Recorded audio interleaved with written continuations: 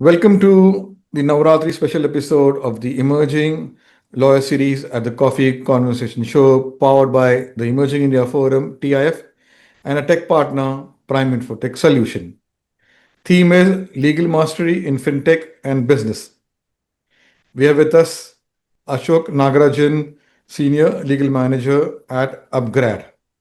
Having worked with major companies like Log9 Materials, PhonePe, Ola, Ashok has managed the art of negotiating complex contracts, managing regulatory frameworks, and ensuring businesses stay legally sound in a rapidly evolving landscape.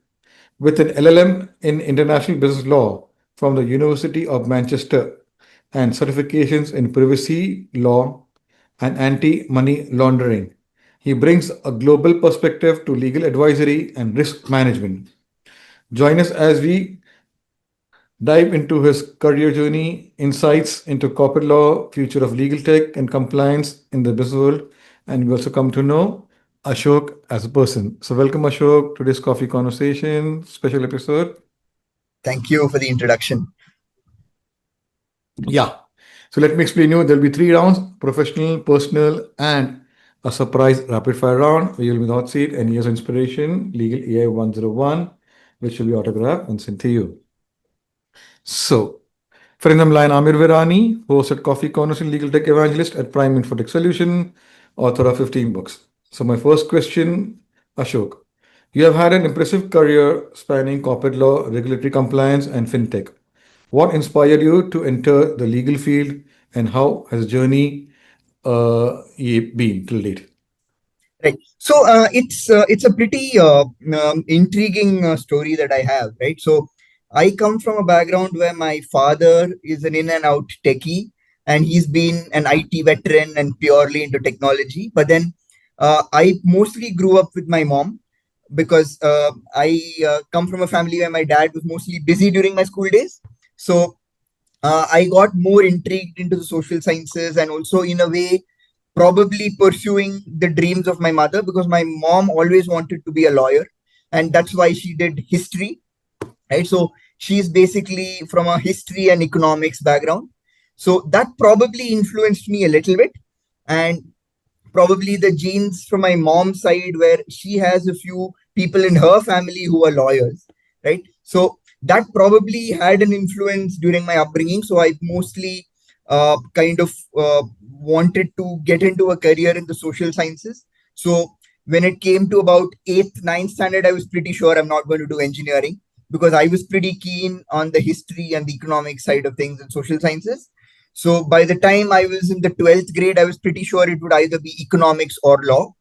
And the final choice was then law, because it kind of gave me the opportunity to understand society, as well as get a more broader understanding of how the world works, right? So it was always intriguing to be a lawyer.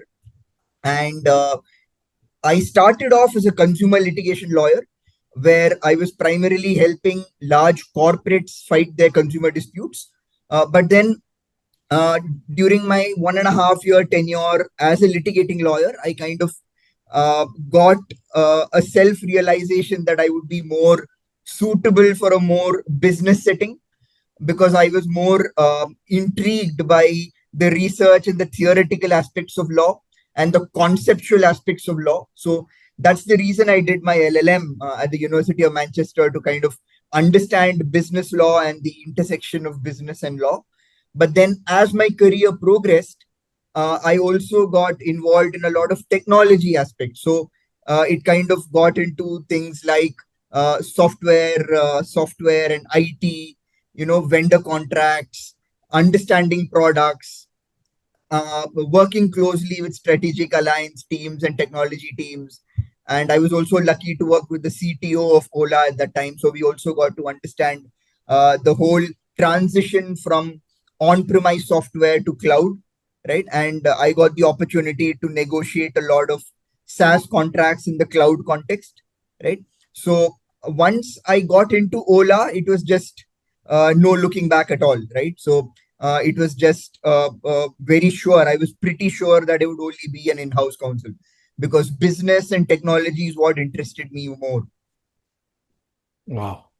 So let's dive deep in conversation, Ashok. What's your approach to negotiating high value contracts and ensuring both parties get a fair deal while minimizing legal risks? Right. So this has primarily been a learning experience, right?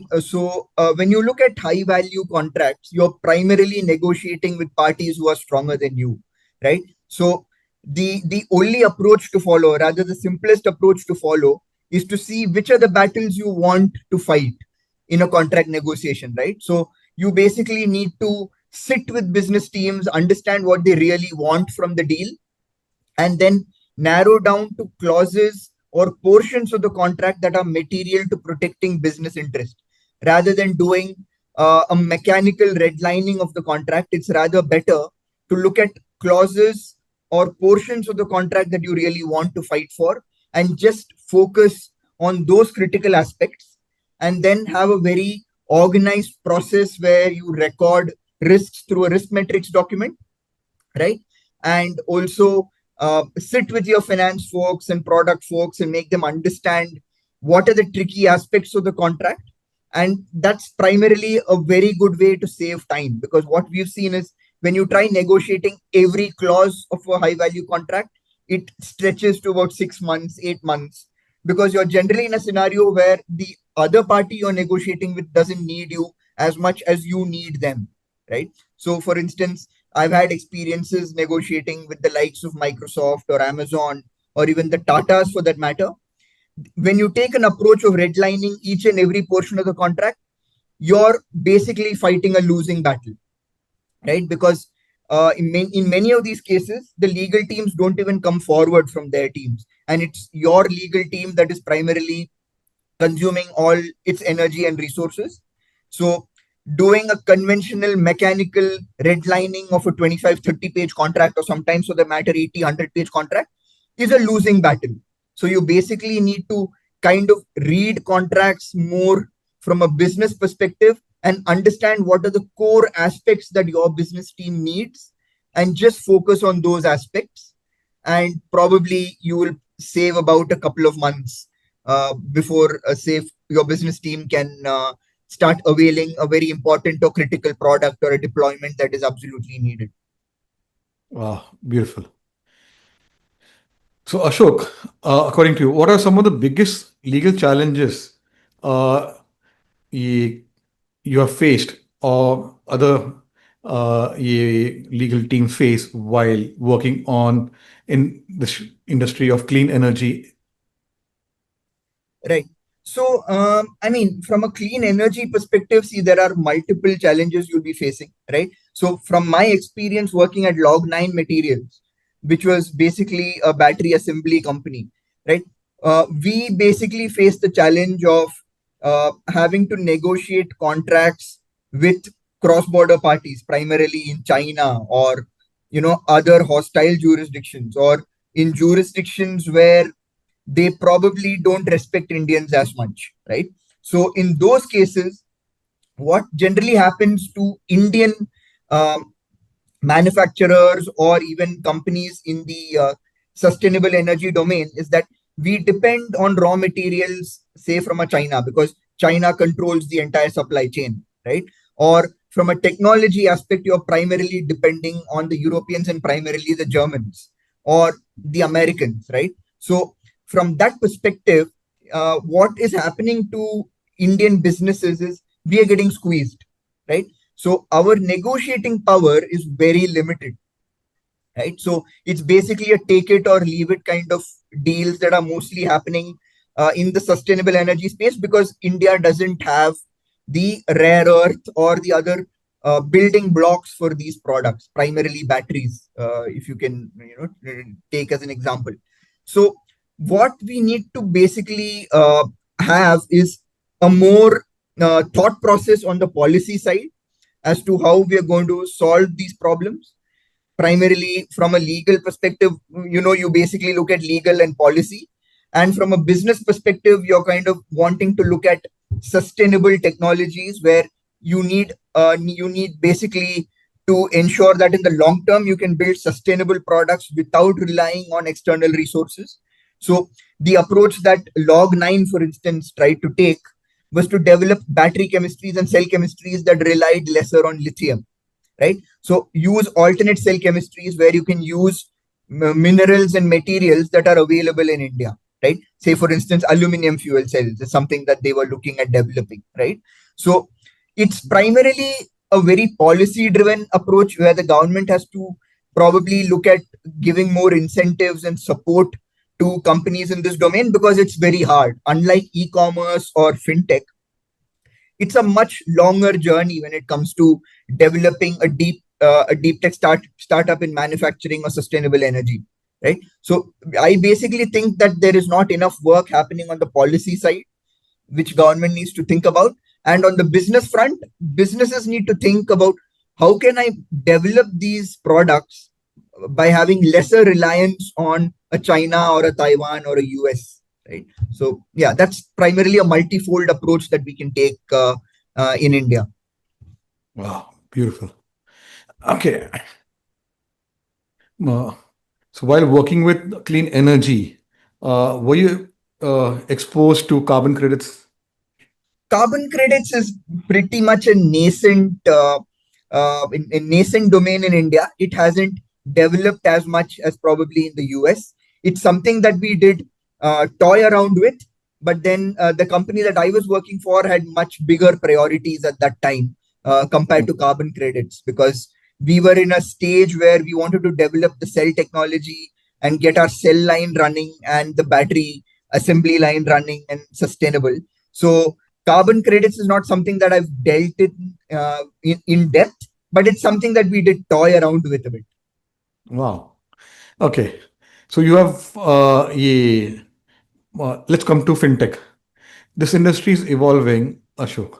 How do you see regulatory compliance adapting to emerging digital payment trends from your viewpoint? Right. So I think, see, India is probably at the forefront of the fintech innovations that are happening, right? So recently, we have also launched, say, UPI in Qatar, or we're trying to expand UPI into other countries, and we're selling that technology to the world, and the world is recognizing it.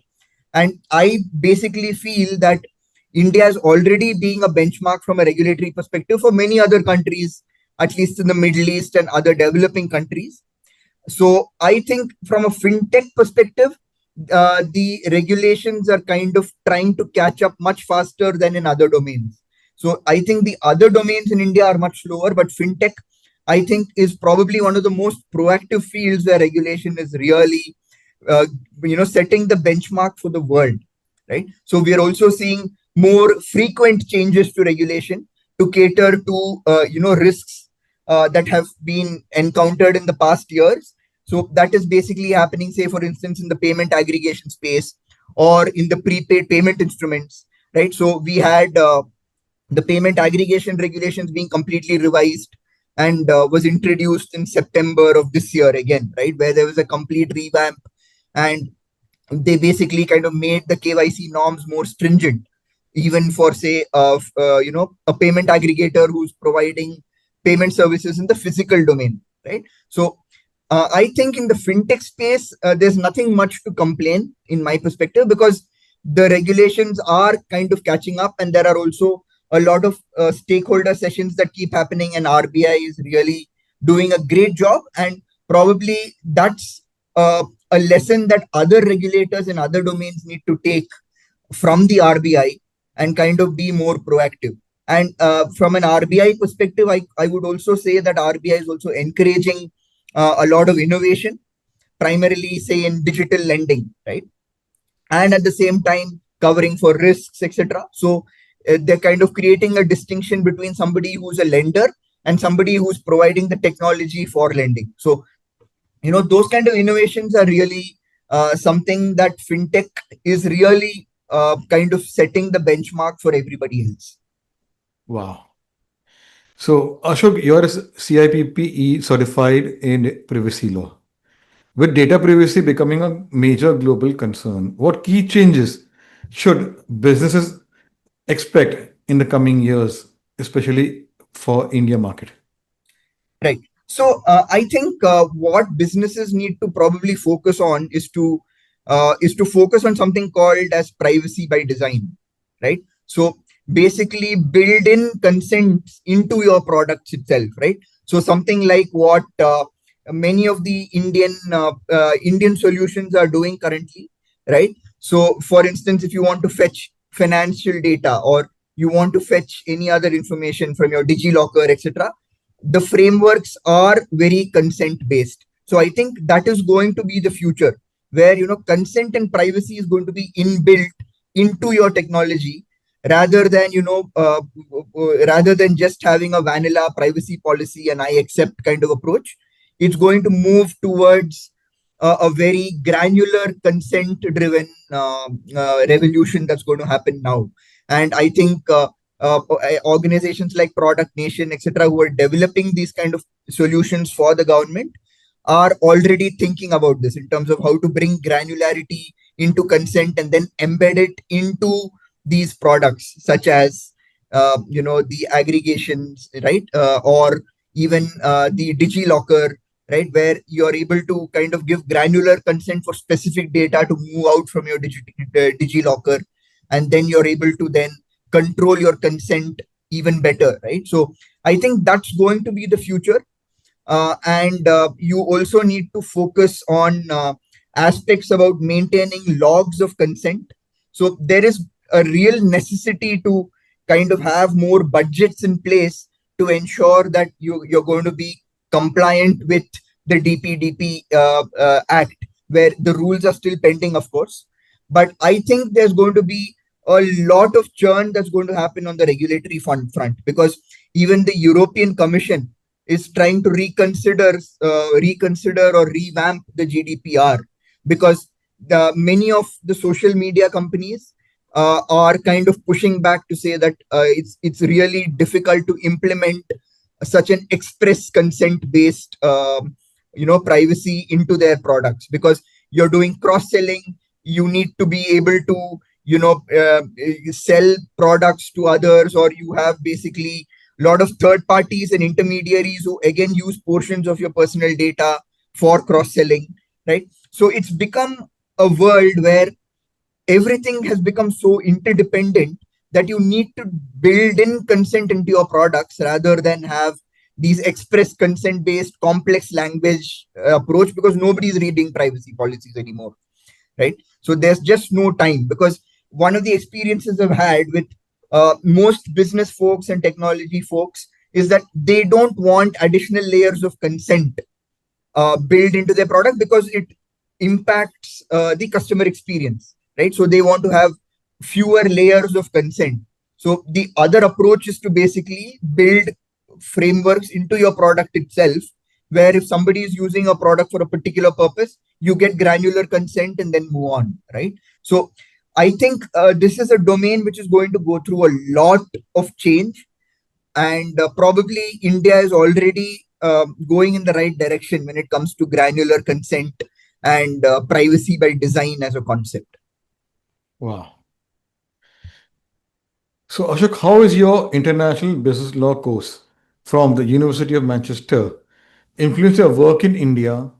My first part. And what legal aspects do Indian companies need to focus on when dealing with global markets? Right. So what I kind of observed was the Indian law courses, at least during my times, were very focused on training litigation lawyers, and there wasn't enough focus on developing a business lawyer. So that business lawyer approach itself was kind of missing during my LLB program. I don't know how it is now, but I'm talking about the period of 2006 to 2011, where the training was primarily to bring out litigation lawyers. So the LLM course kind of developed the fundamentals of business law for me. So I basically did courses like arbitration and trade law and English company law, which was obviously directly useful for me in my job at Dua Associates, right, where I was in the general corporate practice and I was doing VC transactions, I was doing foreign exchange management related questions, privacy related aspects, right, doing due diligence, right. So the LLM laid the foundation for me to get into general corporate practice. So for the first portion of your question, I think it was directly relevant because the LLM also had a good mix of theory and practice. So there was also a lot of research elements. For instance, I wrote 2 dissertations during my span of 1 year at University of Manchester. So there was a direct benefit for me when I came into the world of general corporate, right? So and from my time, I mean, answering your second portion of your question, what I feel is there has been a lot of evolution ever since I started practice, right? So even if you look at 2013 to about 2020, there has been a drastic change in the way people work, right? And then the pandemic also kind of really increased the pace of digitization, right? So what you're now observing is a more of a digital world rather than more of physical interactions. It's more of becoming a digital world, and even businesses are becoming more and more digital, right? So I think businesses need to move much faster because the business cycles have become much shorter now. So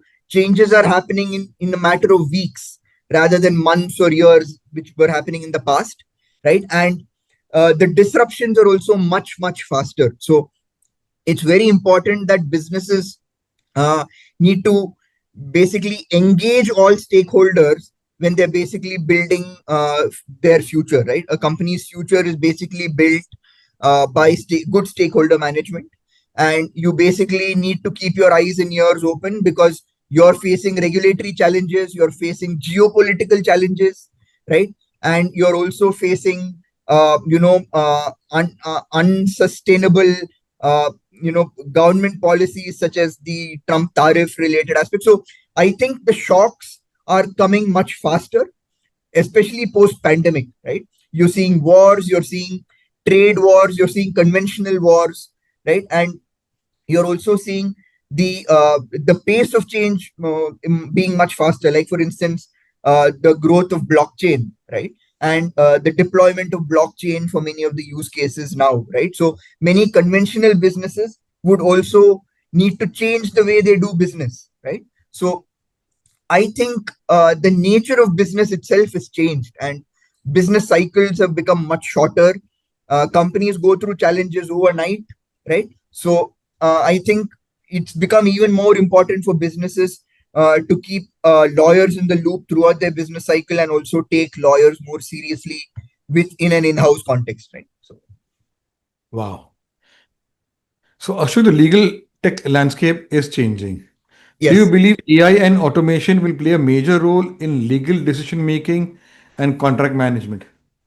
Of course, I can already see that happening, right? So even in my day-to-day work, right, the expectation is that basic work or basic contracts with respect to basic commercial transactions, we're mostly using prompt engineering to kind of generate most of the basic work. And because your turnaround times are much shorter, you cannot live without AI, right? And I see that only lawyers who can adapt to the AI world will even survive in the long term. So your basic, even for instance, in law firms, the jobs I used to do as an associate are completely getting eliminated because what associates in the 2010s or 2000s used to take weeks are taking minutes now, right? So your entire way of billing from a law firm perspective, the way you can bill your clients are changing, the way in-house counsels are turning around work is changing. So you basically need to adapt really fast to the AI world. Even from a legal perspective, I think lot of the junior level jobs are going to get eliminated. So you basically need to get into jobs which require lateral thinking, strategic thinking, and more, on the business decision making side.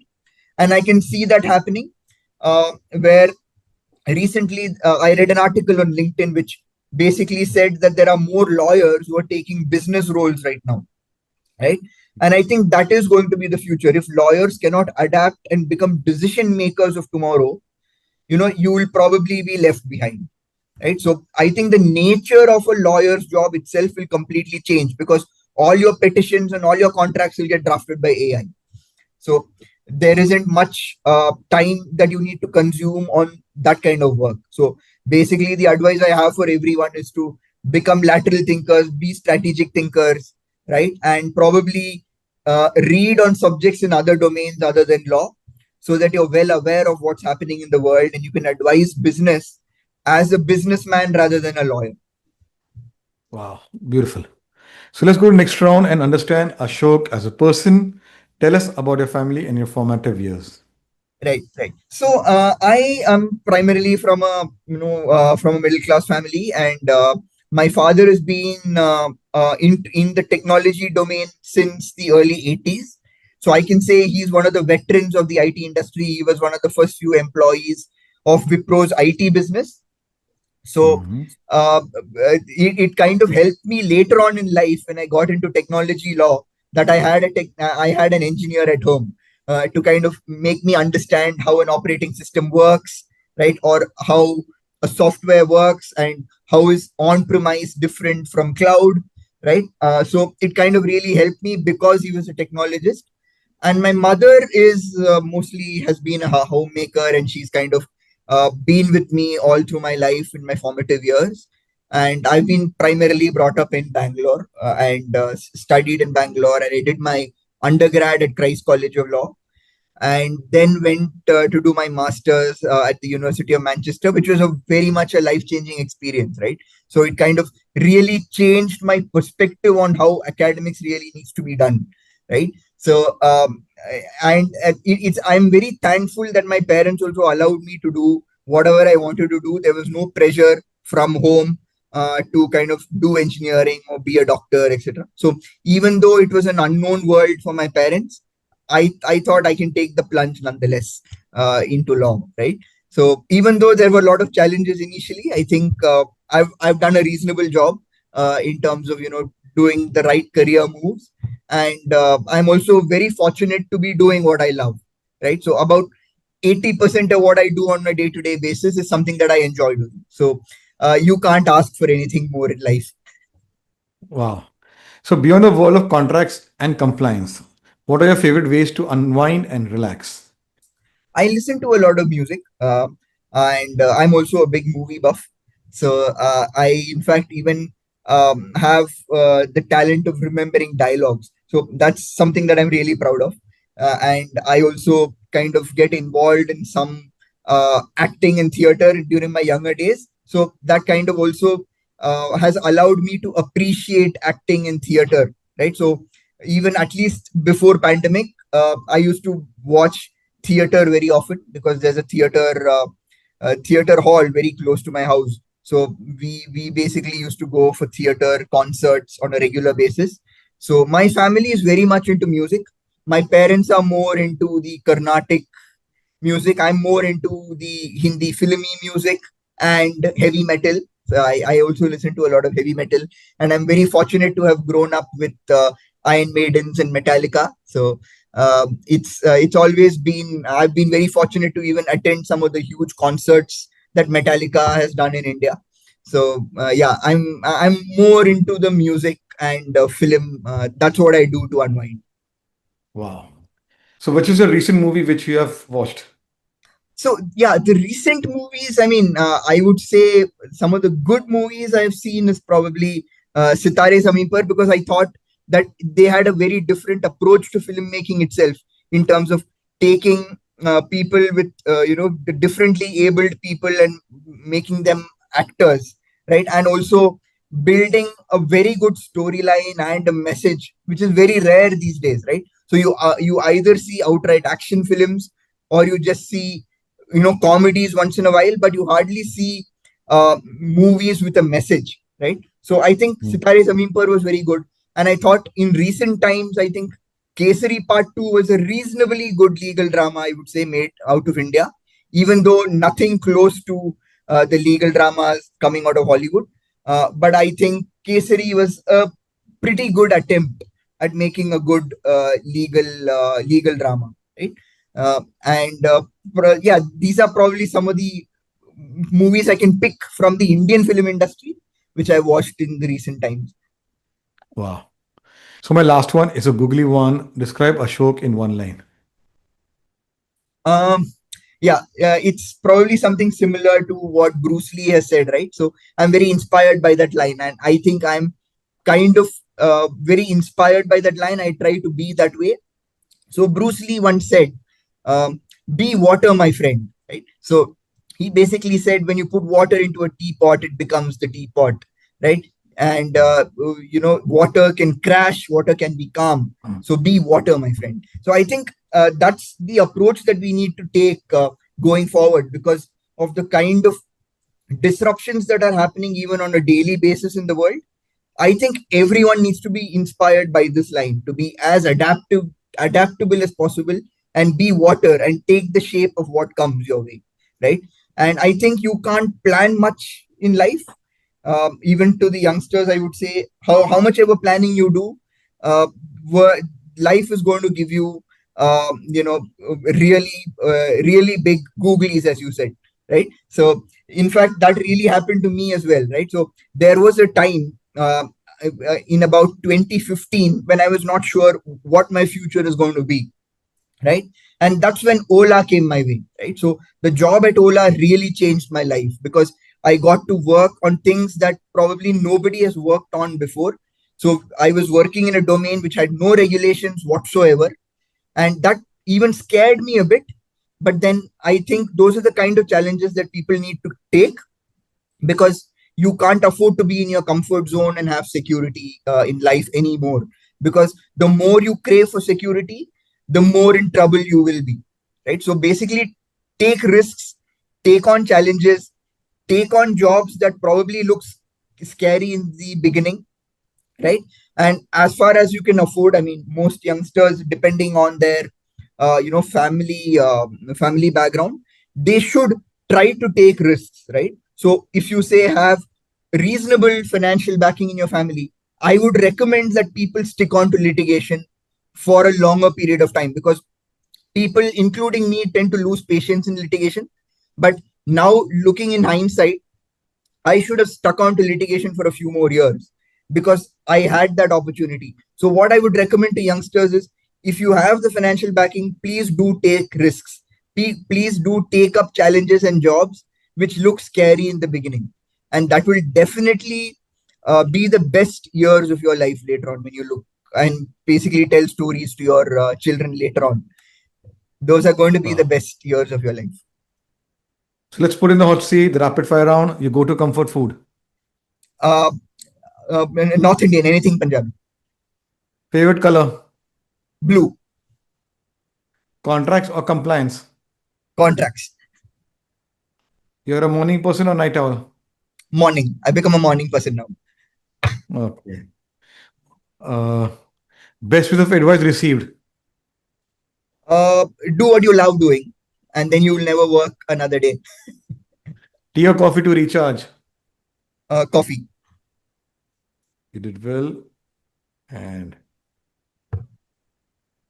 here's your book, which will be autographed sent to you. So, friends, it was a lovely conversation with Ashok. So, subscribe to Coffee Conversation Show, where there are 500 plus speakers sharing their professional, personal journey. Implement in your lives, and you will see a definite change. And we continue a conversation with another speaker over a cup of coffee. So, take care. Thank you. Thank you. Thanks a lot. Nice Yeah. talking to you.